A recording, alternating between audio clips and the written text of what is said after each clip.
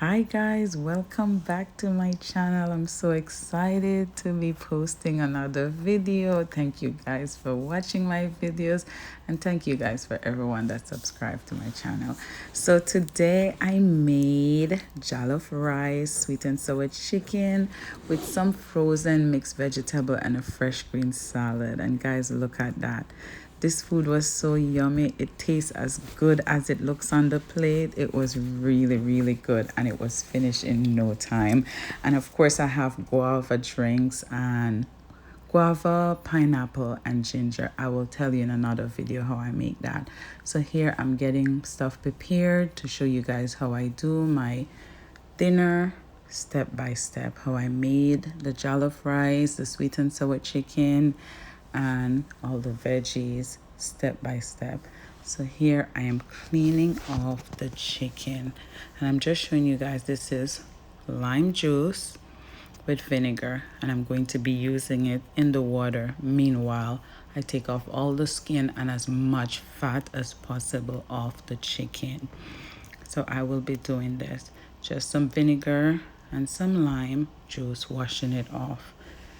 As I wash it off, I'm going to be cleaning off as much fat as possible off the chicken. The reason why I skin my chicken is to prevent the food from being too oily. The more oil, the more skin you leave on your chicken, the more oily your food is gonna be. So right here, I'm cleaning off all the fat that I can possibly get off, all the skin, all the excess fat off the chicken. I'm making sure I clean it all off, and you can see as I'm getting it done, I'll show you step by step how I do it. I'm making sure I demonstrate as much as possible in this video of how I prepare my food. So right here, I'm just cleaning off all the fat, like I said, and I'm going to go through and do this to all the chicken that I have in the bowl, and making sure I clean it all off. And as I clean it off, you can see I'm just removing all the skin, all the excess fat on the side, and I'm doing this with all the chicken. Here I have all the chicken clean off from the fat of the chicken, all the skin, and now I'm just rinsing my basin because I'm about to rinse my chicken like one more time after I finish cutting them down. So right here, as you can see, I'm washing off the chicken. I'm gonna get my cutting board and show you guys how I cut down the chicken. And I'm making sweet and sour chicken. I do not like to make them big. I like to make them like just a medium size. So I'm just gonna joint the chicken and then just cut them down the middle. Like the thigh will be cut in 2 pieces and the drumstick in 2 pieces. And as you can see, I just chop it up. If the size look okay to me, then I just place it in the basin. If it looks too big, I chop it in 2 pieces. And I'll just do this to all the chicken. And then I'm going to rinse the chicken again. After I chop it up, I'm rinsing it one more time before I get into seasoning the chicken. So I use cold water. Guys, please make sure when you're washing off your chicken, you're using cold water to wash it off. So you just go through and wash it off right here. You'll see as I just wash it off again. And then I'm going to be pouring it into the strainer that I have for the sink instead of like making my meat be in the sink. Just pour it into the strainer, rinse my basin. And as you could see, a lot of things is like self-explanatory. You could see as I go along what I'm doing. And then I get my seasoning ready. My badea, my onion powder, my dash. This dash has a hint of lemon, and it's a good seasoning. It tastes really great. And now I'm seasoning. So this is Jamaican Grace all-purpose chicken seasoning, and I would say at least 2 tablespoons of this would be good. And you could just put that over your chicken. 2 tablespoons of the badea also would be good. 2 tablespoons of the onion powder would also be good. And Miss Dash, you can use the 2 tablespoons if you would like, or less for Miss Dash. But I do use a lot of seasoning, but not the ones that has too much sodium, because you don't want your food to be salty. And this one is the one with a hint of lime, lemon, and I just put some on that as well. And here you can see it's right there. So I'm just gonna have that placed on the side. Here I have some green seasoning, and I'm gonna show you what I'll be using, what I'll be doing with these green seasoning. These I'm going to cut them up and chop them, like blend them down, because I'm going to deep fry the chicken and I want it to be really marinated. I'm not going to just cut up the seasoning in chunks, because I'm also going to be doing that for the sweet and sour sauce. So right here I will be just chopping down the seasoning in the blender, kind of puree it, but not like watery puree, just kind of chop it up. So I'm just cutting them, as you can see, putting them into the blender.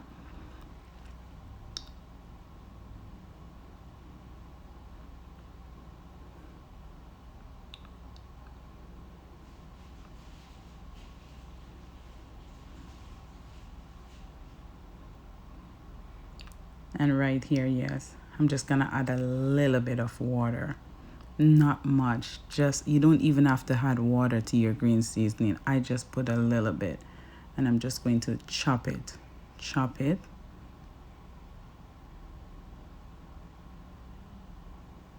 and chop it. You don't want it to be too watery, but you're just chopping it where, okay, there, like that much is like free. You see, it's not extremely blended out, but it's like blended out, but not extreme. You want to still have like a little bit of the seasoning on it. So I'm gonna pour it over my chicken, because I'm going to rub it in to marinate the chicken.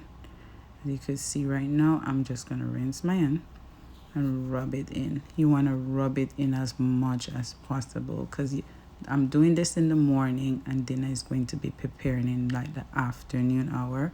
So it will be marinating for at least 2 to 2.5 hours, and then I will just cover it and leave it on the side and let it marinate. Here I'm getting things prepared for my jollof rice, and right here you can see I have like stuff that I'm preparing to use to make my jollof rice. And I got this recipe online from That Nurse Can Cook Kitchen on YouTube, and she showed how she did her jollof rice. And this was my first time my family, my brother is gonna try jollof rice, and I think it was also the first time I am going to make it for my daughter, because my daughter had it before, but not made by me. So I was really excited to try this. And of course, when you're cooking with love, you get very excited to do it.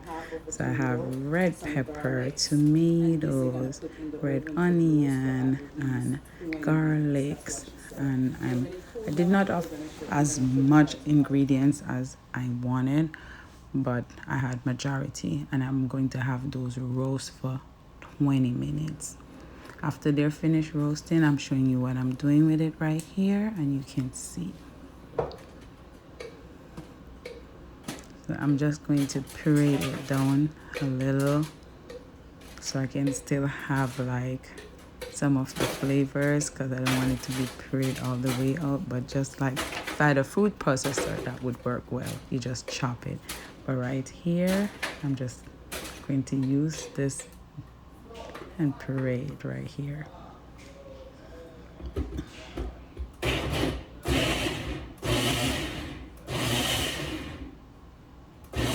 There, you can still see the greens, you can still see the flavor, and this was going to work great with the rice. And I have 2 cups of parboiled rice that I'm going to be using.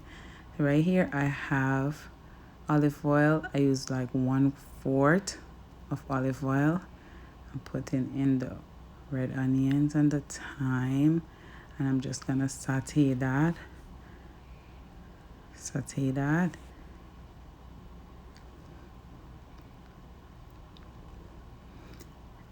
And I'm going to put in my tomato paste.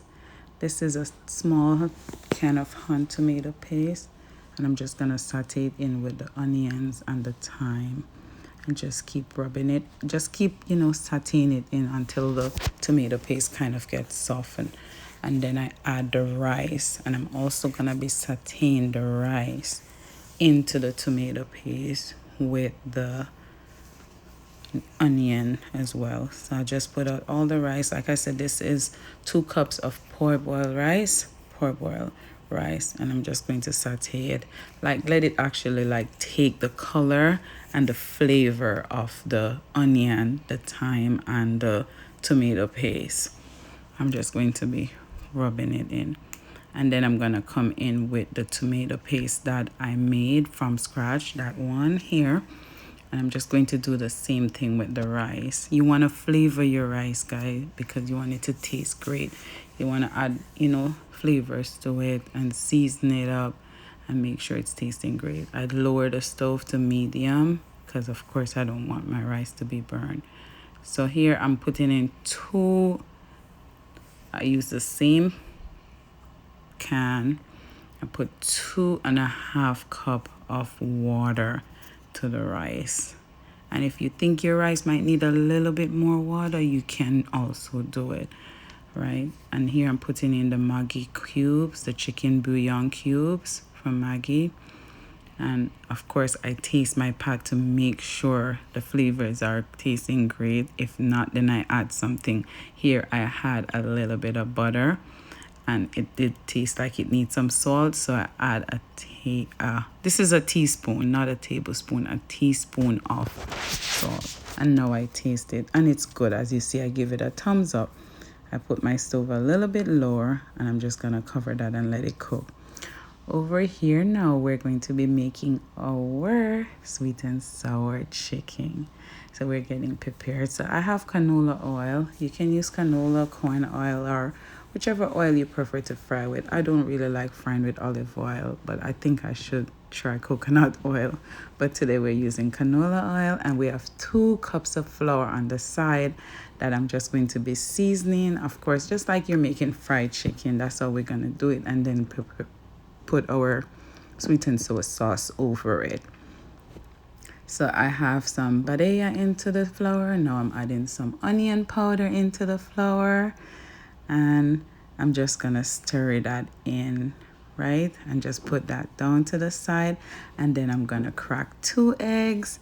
And my 2 eggs, I'm going to whisk out as much as I can, because you want it to be like whisked to as free as possible. And when you whisk it, you're going to add your chicken. After you finish whisking the egg, first thing you're going to put is your chicken in your egg, and then move it to the flour. And on the stove, you can see my oil is getting hot and getting ready for the chicken. Guys, please remember to keep your stove low. I had forgotten to turn down my stove. The first set of chicken I put in, they start to fry so fast. I had to turn down the stove and like turn them over. They got brown so fast, and of course those wasn't ready, because when you're deep frying chicken, you want the stove to be low, and you want the chicken to fry where it is cooked on the inside. So you can see those 2 pieces was like, whoa, really, really brown. And then I'm checking back on my rice. Meanwhile, I cover the chicken on the side and just letting it deep fry on medium heat. As you can see, I had placed a piece of aluminum foil on my rice when I see that it's simmering down, so the grains could be like steamed and taste great. And look at that, the rice is just moving so freely in the pot. This rice was so yummy. I wanted lunch for work, and none was left for the next day. That's how great it came out. I was so happy. I'm happy they liked it. So my rice is finished, and I placed it on the side. Over here now, I'm just doing my chicken. As you could see, my chicken is frying, and it's soaking, and it's tasting great. And now I have 2 cups of frozen mixed vegetable, and I'm putting some butter in it, and I'm going to leave that steam on the side. Meanwhile, I get my sauce ready for my chicken. So here all my chicken is fried and ready, and of course it was tasting yummy. I'm taking some of the oil from what I used to fry the chicken to saute my seasoning, my green seasoning. Reason for this is because I want the flavors from the oil, like the seasoning on the green seasoning. I know you understand what I mean. So I have ginger, onion, red pepper, green pepper, as much as possible, you know, garlics, all the nice seasoning that you can have to make the sweet and sour sauce. So come along with me, guys. You're gonna see how I make it. So here I'm just putting it into the pot with the oil, with all the flavors, and of course this food tastes so great. I was so excited. I don't know if you can hear it in my voice how excited I am about making it. And yes, a piece of my scallion dropped on the stove, and I put it right back in the pot because of course the stove is clean and it's fine. So right here I'm just stirring it in so you can marinate it for a little bit because you want it to taste great. And this is my sweet and sour sauce that I buy in the shop, but I'm also going to put a twist of my own little flavors to it because of course you want to give it a little hint of your flavor. So here I'm going to add a quarter of distilled vinegar, the white vinegar, a quarter of vinegar. Right, you can see I'm actually talking over it. A quarter of vinegar, and then I had a tablespoon and a half of brown sugar into it, as you can see. And I'm just going to be mixing that in to, you know, keep it marinating like with the vinegar and the sugar, because of course it's going to be like a sweet and sour kind of flavor. And then I would add my sauce. So this bottle is a half a bottle from previous. I had that one in the fridge.